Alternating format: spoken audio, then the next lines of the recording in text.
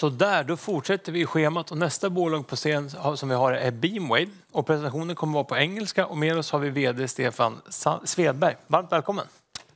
Thank you. So, welcome to this presentation of BeammWave. I hope that this is not an omen that the characters on the slide is slightly distorted. I have no clue what has happened. My name is Stefan Svedberg and I will do this presentation for you. My intention with this is to give both new shareholders and the old one something to think about. So I will present the company, I will give some introduction to what we do and why, but I will also give you something on where we are at right now. So starting with why. Why does BeammWave exist and what's really the problem we are trying to solve? You can say that everything goes wireless now. All data traffic tries to go wireless. That creates an enormous demand. And the underlying reasons for this exploding demand is really on the consumer side, it's really video. Everyone is using wireless for video. And so 70% of all mobile data traffic today is video. And that is only increasing. Then there's a lot of interesting things happening on the consumer side as well. So you start seeing new applications driving a lot of traffic, not the least online gaming and 360 video. And the interesting thing with these things is it doesn't drive only video downstream. It drives video up to internet as well, which is something the network is not really dimensioned for today. So also that is an enormous increase. So the mobile data consumption for consumers is growing 30 to 40% per year, which is of course an enormous figure. The expectations from us as consumers is also growing. We want things to be immediate, we want it to be unlimited, seamless, and almost for free. So it's not only the capacity of the network we need to work with, we need to make it cheaper because the operators can't sell capacity more expensive than they do today. All of us expect it to be cheaper going forward. Then there's a lot of other things happening. So you have the macro trends that influence data communication. So AI, you're going to see AI everywhere. And AI going to drive traffic. It's going to drive traffic downstream from internet to consumers and devices, but it will also drive traffic in the other direction. You have drones and robotics. Also that is a big trend, and it relies on communication. You have sensors and massive IoT, and what you can see from that, we have the sensor trend has been going on for quite a long time, but with AI and with better communication, the trend is that the sensor is not only sending a temperature from your summer house or something upstreams, it is also sending much more complicated data and volumes of data. Defense and security, of course, drives video in both directions, not the least upstreams. Of course, green tech and smart industries, there's a lot of optimizations you can do if you can control things and if you can measure things. And there's also applications in space, of course. So what happens then? So the ones that have heard my story before or our story before knows that we deal with a new type of spectrum. When you do communication, you use radio spectrum. And the spectrum that's been traditionally used is basically occupied all of it. Now we need the high-frequency spectrum, and high-frequency spectrum comes with certain problems, which drives the need for what we do, beamforming.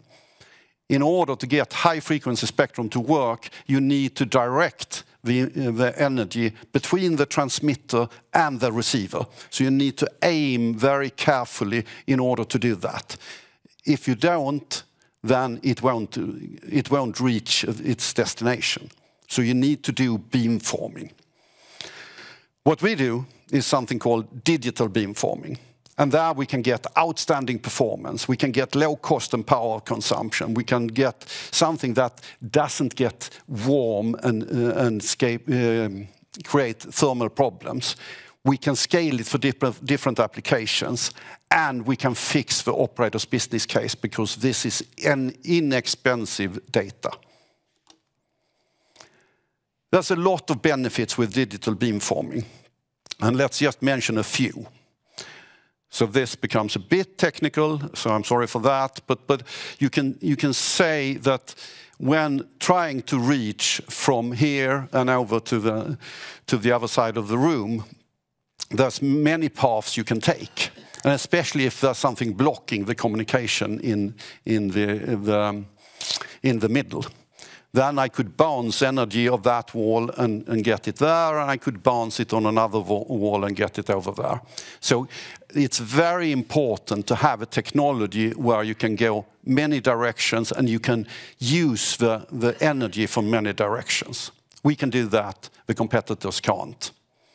It's very important that you can react to change quickly, because the phone would move all the time, and you need to be able to aim precisely all the time. So you need to follow this movement. And the competitive technology here, analog beamforming, can't, because it takes half a second to adjust. We have a distributed architecture. I'm not going to tell you exactly what that gives, but it gives also performance enhancements. It doesn't give any thermal problems, which is a big thing. It gives better resolution. I can aim my beams much more precisely than the competitive technology of analog beamforming. I can use the antennas that we have in the devices in a more efficient way and a very much flexible way. You can't do that with analog beamforming. And we have a hardware that scales. That means we can use the same hardware for mobile phones, base stations, fixed wireless access, which is the technology you use to deliver broadband as an alternative to fiber into the homes. And you can even use it for satellite communication. A lot of assets in the company. So we have a product portfolio that is coming to maturity right now. We have a digital chip, we have an analog chip. Those two constitute the main products that we sell. We have a development platform that we already sold to several big companies in the world. We have also advanced building concepts. We have a fantastic team. We have a lot of patents. So if you look at our patent portfolio, we're talking now about a technology that has an enormous potential for all communication going forward. And we have a patent portfolio with more than 45 inventions in it that is blocking everyone from coming into digital beamforming. So we have a very unique position with this. Of course, we have customers. So we have three announced customers and one partner, which are all big companies, all with 25, 30, 40,000 employees. And actually the undisclosed one has even more employees in it. These customers is our platform to launch products. And these customers are moving forward right now with our products. So they are the baseline of what we do right now to get to market. And of course, we have an amazing team. Everyone in the team, or the core of the team, is really senior to this industry since 20, 30, and even 40 years. So what's happening on the market right now? So one big thing that we can notice when we go discuss with our customers, or two different big things. One is of course that the market is growing constantly. This market has always been growing. But if you look at on the right-hand side of this slide, you can see that there are some figures. The top one there, 1.4 billion fixed wireless access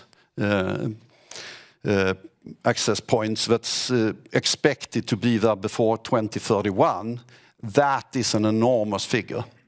That's a market that doesn't exist if you don't use these frequencies. This is a market that doesn't exist if you don't get high-performing beamforming into it. So this market is already large, but these are enormous figures going forward. You can see that 5G is growing exponentially. So this year, you could see that we will have added 400 million new subscribers of 5G. And the data traffic over the last 12 months has grown with 20%. But the thing that's going on in the industry, what's the buzz in the industry now, is to move to the next generation. So there's a big buzz about 6G, and that one is all about capacity. It's all about AI. There's going to be AI in the network, there's going to be AI driving traffic in the network. So this fits very well with our agenda. And there's going to be even more high-frequency bands being released in 6G. Of course, this drives more complexity, and it also drives a few new things. I talked about driving traffic upstreams in the network. That is going to be one of the big things in 6G, because 5G is driving good downstream traffic, but now we get the upstream traffic as well, driving the need for our technology. And there's going to be sensing in it. So communication and radar applications going to grow together. So the network's going to be able to do some radar things. It's going to be able to do sensing. So what's going on internally in BeammWave then? So looking at our priorities, you can say that we made a very successful capitalization just after the summer. We brought in 85 million kronor to the company, which made us, of course, very robust in our execution. But most of all, it gave us the opportunity to accelerate against product. Because we have proven our technology, we have the customers, but we also have everyone eagerly waiting for being able to start mass production. So right now, one of my priorities is to expand the team, and that is going exceptionally well. We have, since the summer, basically filled up with the people we want to employ. Shows really that we are in a good place. We are in an ecosystem where we can get the competence that we need. And we have also secured some of the things that's really important for us through partnerships. So it's not all about employment, we also do. So you can see in the end here, there's two things, that digital backend and packaging. There we have taken in good partners in order to secure that. When it comes to our customers, so first of all, that's also a focus area, of course. Their success is our success, and they are in a phase right now where we can see they are expanding. They are hiring more people for this application. They are stressing the urgency for getting more chips from us to build more prototypes and to let it grow into products. They are stepping up their activities. They are testing and having more test cases than they have had previously, which increases, of course, the reliance on us and us being able to support them. So we do our utmost to help them there, and actually they help us as well, because they do advanced test cases, things that we might not have seen before, and it's so satisfying to see that they can test it, we can see that it does actually work, we can correct them, help them when they do something wrong.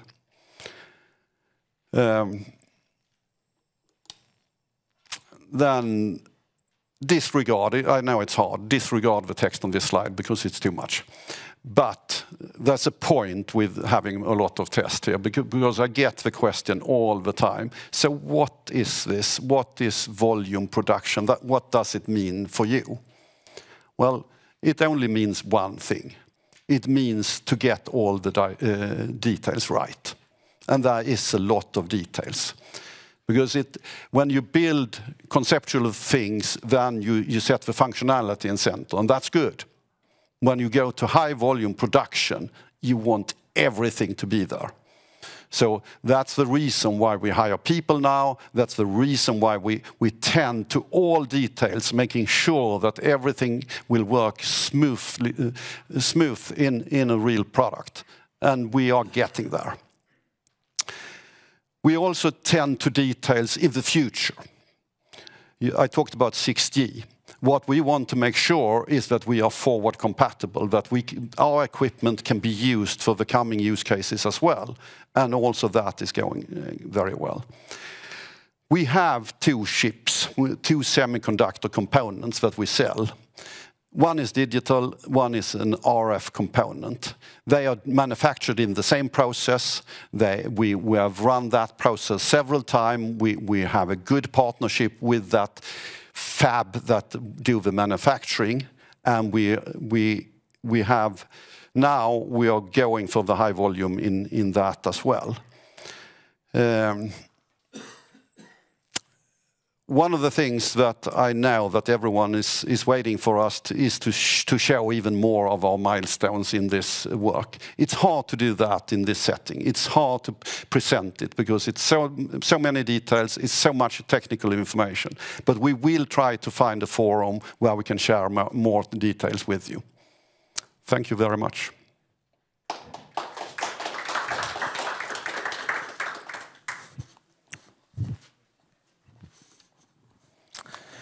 Thank you, Stefan, for the presentation here. And I think we have time for some questions here. You talked in the end here about volume production, if I heard you correct. What factors could accelerate or delay your path to mass production, would you say? So we do what we can to do the acceleration. I guess there's, as I said, there's a lot of details to tend to. So we do that. So us getting more expertise and more people in is an important factor of accelerating this. Then, of course, partnership is an important way of accelerate as well. Going the other way, yep, that would be finding errors that's unexpected, which would be unexpected, of course. But it is a lot of massive work, and it's one of the things I think it's important to understand. We are not relying on some sort of technical breakthroughs. What we do now is tend to details. So it's hard work, it's tedious work, but it doesn't require technical breakthroughs. We have done those already. Talking about recruitment there, is it hard to find the right people, or has it been easy for you, or how's that work going on? Actually, it's been way easier than expected. We are in a good space where we have a lot of large companies around us doing similar things. That's the foundation of why we appeared in this place, of course, because all of us has been working in these big companies before, but it's also really comforting when we hire people now. I get a lot of recruiters calling me because I can see you expand, would you like some help? No, thank you, I can do this on my own, and I've done most of it already. Sounds like sounds nice to have it going for you. Looking a little on the pipeline here, how strong is the pipeline demand going forward? I see you have signed a lot of NDAs.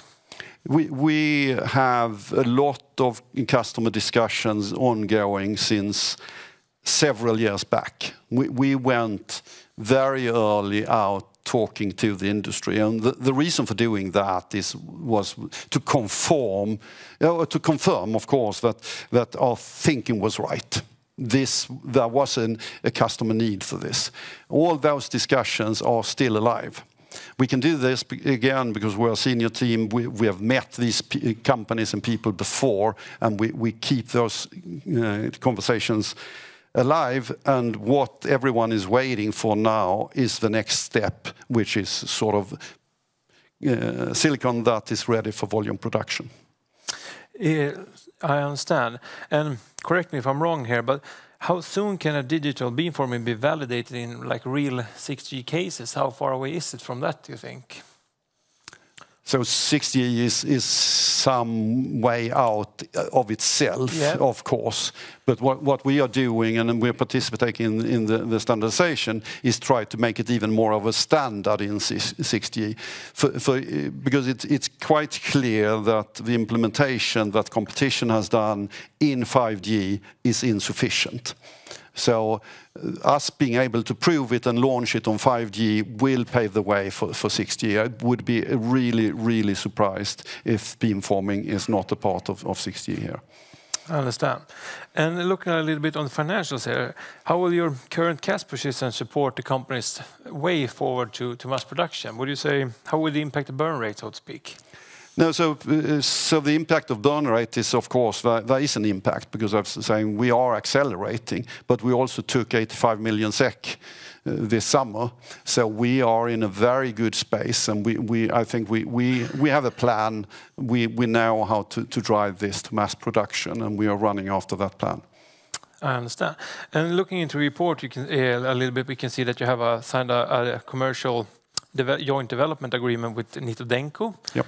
Could you tell us a little bit more about that? What you hope to gain from that, and give us some intel maybe? Yeah, Nitodenko that's an interesting case, because we have signed customer deals before where people try to use our technology, of course, to sell their products.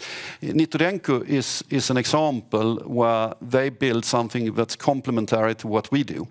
They have a very interesting antenna material. They can do really good antennas. So jointly we're trying to do that. And for us, that means that we don't have to drive the ecosystem on our own. We don't have to build everything that's required for our products on our own. So getting these partners in complementing our offering is really, really good.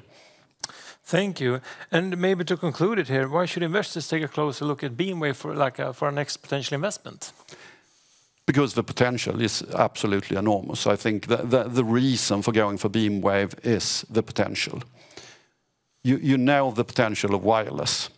You know that the traffic is increasing. It's inevitable that you need to add new high-frequency spectrum. And what I'm telling you is that will require beamforming, and it will require digital beamforming. And we are ahead of everyone else. We have a strong patent portfolio, and we believe we can defend that position of being ahead. Thank you so much for the presentation and answering all our questions. Thank you.